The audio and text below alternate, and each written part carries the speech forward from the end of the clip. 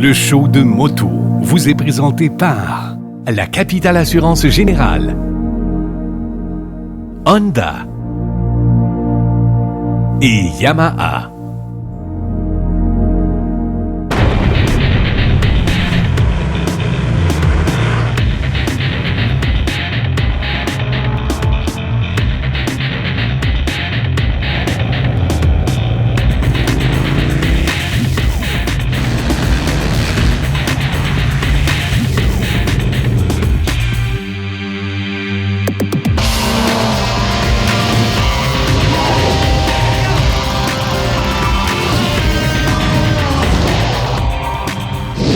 Bonjour tout le monde, bienvenue au show de moto. C'est notre 9e saison cette année. On est vraiment excités de vous présenter encore une fois 13 demi-heures sur le fabuleux monde de la moto. On va d'ailleurs aujourd'hui vous présenter un survol de ce qui s'en vient dans les prochaines semaines. On va vous présenter notre essai du FJ09 et on commence tout de suite avec notre rencontre avec le cascadeur Ben Milo et sa gang de malades.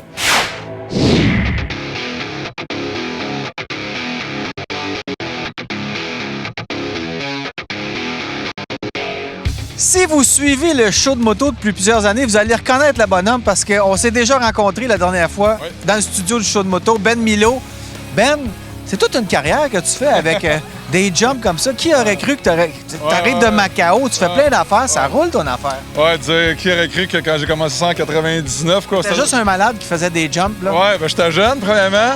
J'étais au Super Motocross de Montréal, puis là, on m'avait invité à l'époque pour faire le concours de saut. Puis c'est ça, dans le temps, ça s'appelait même pas le freestyle motocross, ça s'appelait un concours de saut. Puis j'ai commencé ça, puis je pensais jamais que c'était pour m'amener ici aujourd'hui. Puis aujourd'hui, c'est ça. Une tournée, on a une trentaine de shows un peu partout au pays, fait que on s'amuse, puis on a toute une gang de fous qui nous suivent, fait que c'est bien le fun. Alors c'est ça, c'est le Milo Land Tour. Tu te promènes, tu vas d'un bout à l'autre du Canada? Oui, exactement. Bien, on fait certaines tranches du championnat canadien de motocross depuis l'an passé, de la CMRC. Fait que ça, c'est bien le fun. Puis d'autres contrats indépendants à gauche puis à droite, vraiment. Puis on touche à plein de genres d'événements, qui n'est pas nécessairement des événements de motocross. Mais ça se démocratise un peu. Tu es dans l'Expo à Trois-Rivières. Il y a des gens qui n'ont jamais vu ça, qui ne savent même pas que ça se fait encore aujourd'hui. Exactement. C'est ça qui est cool, c'est qu'on peut arriver en ville des fois dans des rues un peu. Ici, c'est le circuit du Grand Prix Trois-Rivières. Mais des fois, dans des rues, dans des centres-villes, des trucs comme ça. Puis dans le fond, c'est ça qui est cool, c'est qu'on peut amener le sport à une clientèle qui n'a aucune idée c'est quoi la moto, tout ça, puis initier les gens. Puis leur donner, si on peut leur donner le goût d'essayer ça, pas nécessairement des backflips. Pas sûr. Même moi, tu me donnes pas vraiment le goût. Là, mais au moins, si on peut leur donner le goût de faire de la moto, bien, tant mieux. Il y a toute une organisation. D'abord, comment vous calculez les distances pour les sauts comme ça? C'est pas rien, là. Oui, bien, on essaie de garder ça le plus standard possible à chaque spectacle, justement, pour pas avoir à arriver trop long, trop court, ces premiers sauts. C'est tout le temps ça le plus important, le premier saut qui soit finalement, on appelle ça sweet spot. Et puis c'est ça, évidemment, on fait tout le temps la même longueur de saut, les mêmes distances, puis on a tout le temps le même périmètre de départ puis d'arrivée, justement pour juste s'assurer que ça soit safe pour tout le monde, que ça soit sécuritaire. Puis, tu sais, il y a tellement de blessures qui sont reliées à ce sport-là. Si on peut au moins diminuer tout ça, puis avec justement une espèce de standard qu'on installe, bien, tant mieux. Puis, justement, avec le nombre de dates qu'on fait, on peut pas se permettre justement de perdre des pilotes à gauche puis à droite. Là. Fait qu'on on essaye d'avoir du staff justement compétent qui nous suivent puis qui savent ce qu'ils font. Là. La rampe qui est derrière nous, là, parle-moi de cette rampe-là un peu. Là. D'abord, la hauteur maximale, c'est quoi? Bien, la hauteur de la rampe d'atterrissage, c'est 13 pieds de haut, 13 pieds et demi. On fera pas 13, mais 13 pieds et demi de haut. Et ouais, exactement. Prenez des notes, là, ceux qui veulent faire ça à la maison. Des bonnes idées. Ouais, exactement. 16 pieds de large. Écoute, 16 pieds de large, ça sonne quand même large, mais je peux te garantir qu'avec du vent, il y a déjà eu des close calls, il y a déjà eu des gars qui sont arrivés proches du coin. Et sinon, la rampe de décollage, on parle d'une hauteur de 8 pieds de haut par 4 pieds de large. Donc, c'est pas très, très large, mais c'est pas très, très haut non plus, mais ça a en masse de kick, justement, pour envoyer les pilotes à 35-40 pieds dans les airs. Quand tu approches la rampe, là, ça fait longtemps que tu fais ça. Qu'est-ce qui se passe dans ta tête? C'est quoi? Tu as une routine, toi? C'est-tu comme un plongeur qui a son saut à faire? J'imagine que c'est un peu la même chose. Oui, bien, à un moment donné, il faut juste s'assurer qu'on est concentré sur ce qu'on a à faire. Puis, justement, parce que des fois, je fais une petite erreur, puis c'est ça qui va faire va y avoir des blessures ou des fractures ou des trucs comme ça. On a eu quelques-uns. Ouais, c'est ça, j'y ai goûté. Fait que j'essaie vraiment juste de focusser sur ce que j'ai à faire puis d'essayer de faire le vide un peu de ce qui nous entoure puis de me concentrer sur la figure que je veux aller faire. Tout est déjà prévu. On a pas mal un planning sur ce qu'on fait dans le... surtout dans un show comme ça, là, parce qu'on a des motos de route. Aujourd'hui, on a du freestyle motocross. On a une couple de trucs différents. On a de la pyro, des cracheurs de feu, tout ça. Fait qu'il faut vraiment qu'on ait... Chorégraphie. Ouais, exactement. Fait qu'il faut vraiment qu'on ait un planning puis qu'on sache où on va avec tout ça. Puis une fois que ça, c'est fait... Puis ce qui est cool, justement, c'est qu'on a 10 représentations à faire. Fait qu'on l'a fait jour après jour. Fait qu'on sait vraiment où on s'en va. Puis comme ça évite tout l'imprévu. Puis je te dirais, c'est ça, tous les trucs qui sont pas prévus, finalement, on essaie d'en faire le moins possible. Tu peux pas changer d'idée là, quand t'es au milieu du saut, dire « Ah, finalement, je vais faire un autre figure. » Non, moi, j'essaie d'avoir le moins d'improvisation possible là-dedans. Ce sport-là, ça a tellement évolué. Ouais. Parle-moi un peu de l'évolution. Ça a commencé, comme tu disais tantôt, c'était un concours de saut. C'est devenu une industrie dans le monde de la moto. Oui, exactement. C'est vraiment rendu un sport à part entière, je te dirais, un peu comme le ski acrobatique, c'est devenu. Donc, les pilotes se spécialisent là-dedans. À l'époque, moi, je faisais des courses, je participais aux courses, puis au concours de saut à l'intermission. Ça a vraiment changé. Il faut vraiment, maintenant que tu te spécialises dans une des disciplines ou l'autre. Parce que, justement, le niveau est rendu tellement élevé, ça demande beaucoup de pratique, beaucoup de préparation, tout ça. Donc, tu n'as pas le choix de vraiment te concentrer sur une discipline. Puis, il y a des compétitions qui ont grossi, qui sont sorties un peu de nulle part, qui sont arrivées, comme les X Games, tout ça. Et puis maintenant, c'est ça, il y a encore des compétitions. Je te dirais que le sport, c'est pas évident quand même. Hein? Le freestyle motocross, c'est une petite gang, c'est un petit groupe. Et puis le niveau est rendu tellement élevé maintenant que si tu espères être dans l'élite, il faut vraiment que tu te donnes à 100%. Puis il n'y a pas vraiment de balance. C'est comme on dit, c'est tout ou pas en tout. Puis il faut vraiment que tu te sacrifies comme corps et âme pour t'en aller là-dedans. Si tu espères te rendre au plus haut niveau. Il faut innover de plus en plus pour faire des sauts. Comment tu innoves? Comment tu dis « je vais faire telle figure ». Est-ce qu'il y a quelque chose qui n'a jamais été fait encore? Moi, j'ai vu des doubles backflips.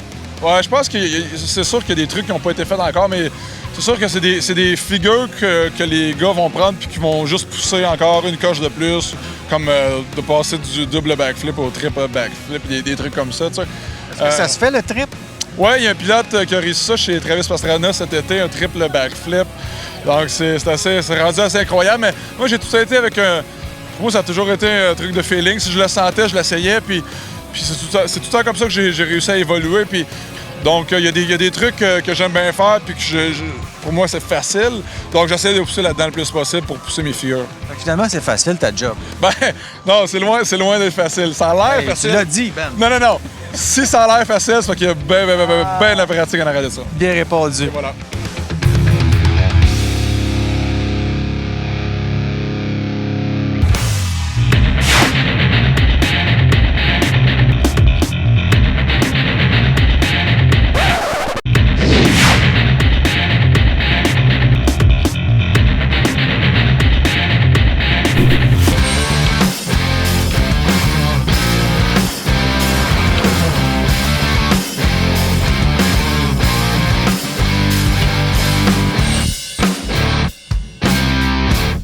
On est avec David Duchesneau, directeur sport touriste pour la ville de Latic.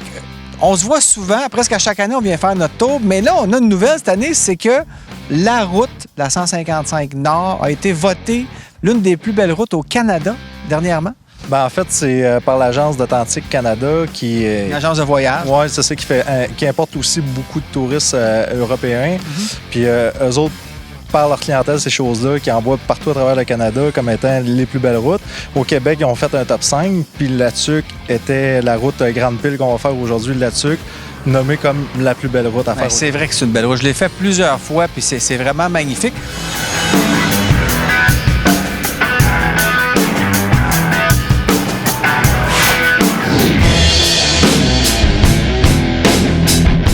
Dans le but de vendre beaucoup de motos à bon prix, les fabricants japonais offrent souvent des motos aux performances génériques qui, tout en offrant une fiabilité irréprochable et des performances correctes, elles nous laissent un peu sur notre appétit. C'est pas du tout le cas aujourd'hui avec ce que je vous présente, la Yamaha FJ09. Avec comme thème de conception polyvalence et sport multi-usage, la FJ09 offre un confort et un agrément de conduite autant dans l'arrière-pays que dans la ville. Au menu, position de pilotage redressée, guidon large, selle large et un puissant 3 cylindres avec vilebrequin à décalage cruciforme, appelé communément le crossplane. La marque au diapason semble voir un grand potentiel dans le FJ09 et elle n'a pas tort. Dans la même catégorie de moto sport tourisme, on retrouve pas mal de modèles plus puissants et au comportement très sportif, mais ils sont souvent plus lourds et surtout plus dispendieux. À 462 livres et à un prix avoisinant les 11 000 le FJ09 est ce qu'on appelle un bon deal. Mais qu'en est-il de la conduite? D'abord, on est assis plutôt haut sur la FJ09 et ça nous donne une bonne vision de la route. Le guidon est large et on a la position de conduite la plus confortable, à mon avis, soit celle où on a la cheville en ligne avec les hanches et les épaules, à condition qu'on ait les bras assez longs. Ça donne vraiment une bonne position pour de longues randonnées. Le seul problème que j'aurais à redire sur cette moto-là, en termes de position de conduite et d'équipement, c'est la selle qui, de série, est un petit peu dure. C'est un problème de princesse qui se règle facilement avec la selle Sport Touring offerte en option. De plus, le pare-brise est réglable en 3 positions manuellement et on a aussi des protège-mains de série et une demi-carrosserie, plus petite que sur plusieurs modèles de sport tourisme, mais qui offre quand même une très bonne protection au vent. Le siège comme le guidon sont ajustables pour bien les adapter au gabarit du pilote. Le moteur offre 3 modes de fonctionnement, nommés platement le A, le standard et le B. Dans le mode A, on peut exploiter toute la puissance du moteur de 847 chevaux. Par contre, j'ai trouvé qu'avec le mode A, le contrôle des gaz devenait très sensible. Ça faisait que la moto voulait attaquer au moindre mouvement du poignet. Je l'ai donc réservé pour les virées très sportives. Le mode standard est de loin le plus confortable et il sied bien à la moto. Son comportement devient très agréable et ça me donne le goût de partir faire une longue randonnée. Lors des accélérations, le cri du moteur devient aussi pas mal enivrant et il nous incite à tordre la poignée encore plus pour le faire rugir. Le mode B, lui, est réservé à une utilisation dans la pluie ou à la limite pour se tenir tranquille dans le trafic. Dans tous les modes, la bande de puissance est plutôt linéaire. Ça tire bien en bas régime pour des départs rapides. Au milieu de la bande, la livrée de puissance est douce et prévisible. Et quand on ouvre à fond, le moteur nous donne un dernier petit kick pas mal amusant qui démontre qu'il peut jouer avec les mauvais garçons.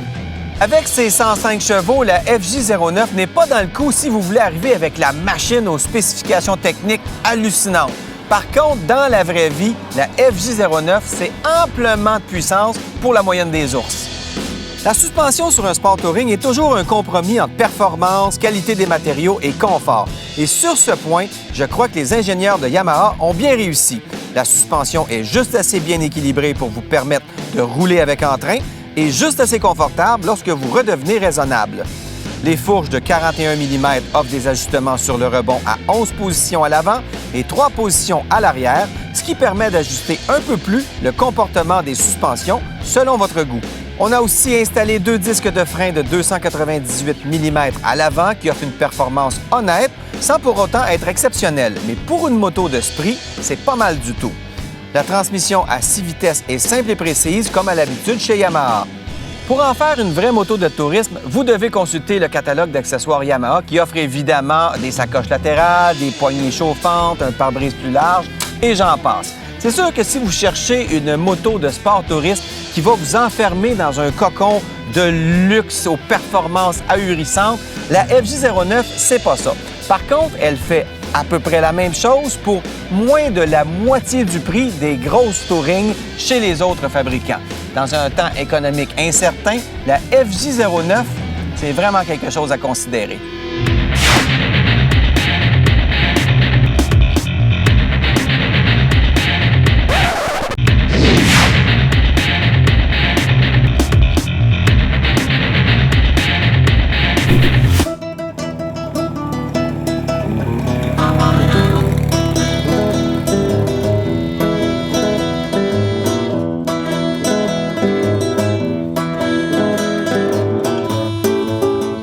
On a réussi à mettre la main sur l'un des membres de l'équipe des juges du concours d'élégance aujourd'hui. David, ça fait longtemps que vous êtes dans ce domaine-là. Ça fait quoi, 20-25 ans? Vous venez ici à cette exposition? Oui, c'est vrai. On fête cette année notre 25e anniversaire. Puis c'est vraiment bien d'avoir du beau temps puis beaucoup de motos aujourd'hui. Beaucoup de motos. Je suis très impressionné de voir comment il y a des motos qui viennent. Ce que je me demande, c'est comment vous faites pour juger des motos qui sont si différentes. J'ai déjà vu les catégories, là, les années 30, 40, 50, etc. Ouais. Ça, je comprends que c'est par décennie, mais après ça, comment vous jugez de la gagnante de la catégorie? On prend beaucoup de différentes choses en considération. On cherche une moto qui est d'origine. Oui, c'est vrai qu'il y en a beaucoup qui sont restaurés, puis j'imagine le but de restauration, c'est de le faire, c'est comme si on pense pas que c'est restauré, hein? Si vous trouvez qu'on a un beau studio, c'est encore une fois grâce à Yves Poirier et surtout Pedlex, parce que tu travailles chez Pedlex depuis de nombreuses années. Ça fait plusieurs fois qu'on vient tourner chez vous. C'est une entreprise québécoise, il faut en parler parce que ça, c'est important. Et vous faites des armoires de garage. On va souvent chez des concessionnaires, on retrouve vos produits, là. Oui, en réalité, c'est des produits industriels, la majorité fabriqués au Québec, pour ce qui concerne de ce que vous voyez là, qui sont les coffres Rousseau. Les étagères Rousseau. Donc, tout le côté industriel ou automobile, c'est les mêmes produits qu'on utilise. Donc, dans une shop comme chez Bombardier Aéronautique, utilise ces coffres-là pour fabriquer ces avions-là. Ah oui. Et dans un concessionnaire auto ou moto. Les techniciens réparent les véhicules avec ces coffres-là. Donc, okay. Et si on en veut chez soi, parce que moi, c'est mon rêve. À chaque fois, je te vois. À chaque fois, c'est la même histoire. On répète la même histoire. J'aimerais ça, mais bon, j'ai pas la place. C'est possible là, d'en avoir pour ceux qui veulent se monter un garage de rêve, qui ont plusieurs motos, des voitures. Il y a des gens qui achètent ça. Oui, on utilise un peu nos présences dans vos émissions pour se faire connaître Monsieur Tout-le-Monde, on ne fait pas beaucoup de pub dans ce domaine-là. Mais oui, certaines personnes qui viennent ici et puis se magasinent leur garage de rêve, on va prendre les dimensions sur place et ainsi de suite. On travaille avec d'autres distributeurs qui achètent chez nous et qui font les planchers, qui font tout l'aménagement complet d'un garage complet. Et votre force, c'est quoi? Parce qu'on voit que c'est du solide, là. C'est que c'est industriel. On a un produit, c'est pour ça qu'on n'est pas très connu chez Monsieur et Madame Tout-le-Monde, mais on est vraiment... le nom Pedlex est un nom, ça fait 40 ans cette année, c'est notre 40e anniversaire, et c'est un nom qui est très connu dans l'industrie. Les produits en majorité Rousseau, et on a d'autres distributeurs, on a d'autres fournisseurs, excusez-moi, pour des différents styles de produits qui sont du racking à palette, là, du palettier pour, exemple, un Costco. Ou quelqu'un qui a plusieurs motos. Exactement, pour l'entreposer. Fun, oui, on a fait de l'entreposage de motos, on fait des mezzanines pour créer de l'espace. Dans le fond, nous, on aménage une pièce pour créer de l'espace et l'organiser. C'est pour ça qu'on amalgame différents fournisseurs pour faire un clé en main chez le client. Et c'est une entreprise familiale à la base? Oui. C'est mon père depuis 40 ans. Oui, exactement. Deuxième génération. Ça, il y a 36-37 ans. La compagnie était jeune. Puis depuis, mon frère s'est joint. Il y a 25-26 ans. Moi, ça fait déjà 22 ans cette année. Et ça va faire longtemps qu'on travaille là à notre retraite. Un jour, on va en parler à la 25e saison. C'est ça. Merci beaucoup, Yves, encore une fois, pour notre magnifique décor. Ça fait plaisir. Alors, on va sûrement se revoir l'année prochaine. J'espère. La pièce, elle ne bougera pas. Merci. Merci.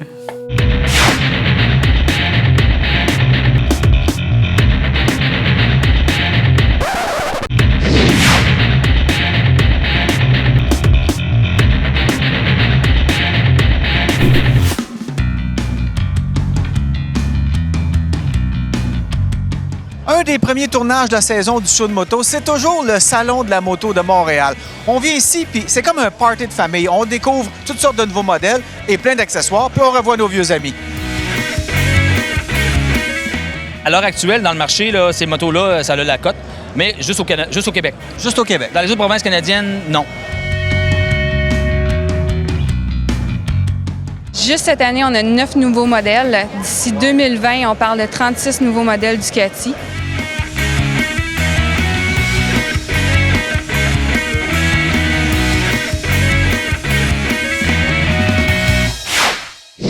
Pour ceux qui aiment lire sur la moto, on peut pas dire qu'on est gâté. Il sort pas souvent des livres dédiés à la moto, et ils sont la plupart du temps en anglais. C'est pour ça que je suis content de vous présenter aujourd'hui 2 livres que j'ai trouvés qui sont offerts ici au Québec en français.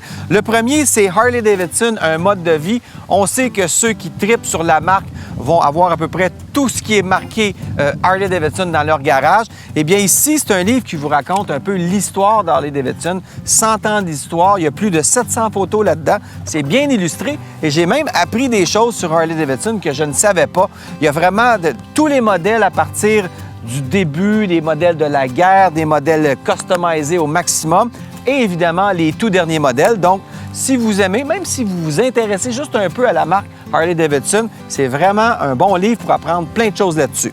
Il y a un autre livre que j'ai trouvé qui s'adresse plus aux débutants qu'aux initiés, mais même les initiés vont pouvoir y trouver leur compte. C'est le guide Total Moto qui vient de sortir. En fait, c'est une traduction écrite par les rédacteurs de Cycle World.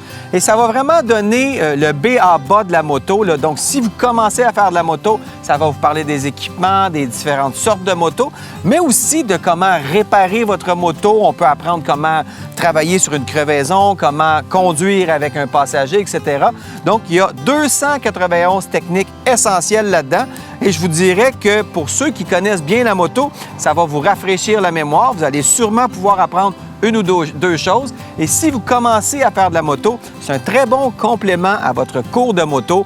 On a vraiment tout ce qui concerne la moto là-dedans, son pilotage et les équipements. Donc, le guide Total Moto et Harley-Davidson, un mode de vie, c'est disponible chez tous les bons libraires.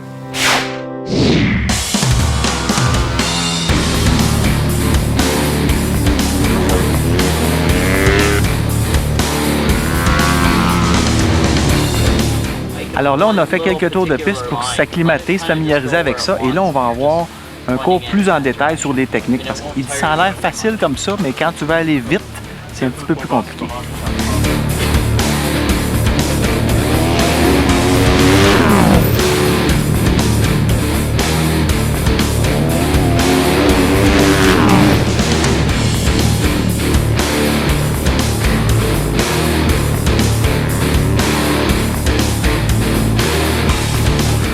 Alors là, je vais faire quelques tours avec un 150R. Il n'y a pas de 250 disponible, donc je saute directement sur le 450. Elle m'a dit « You'll be fine ». On verra bien.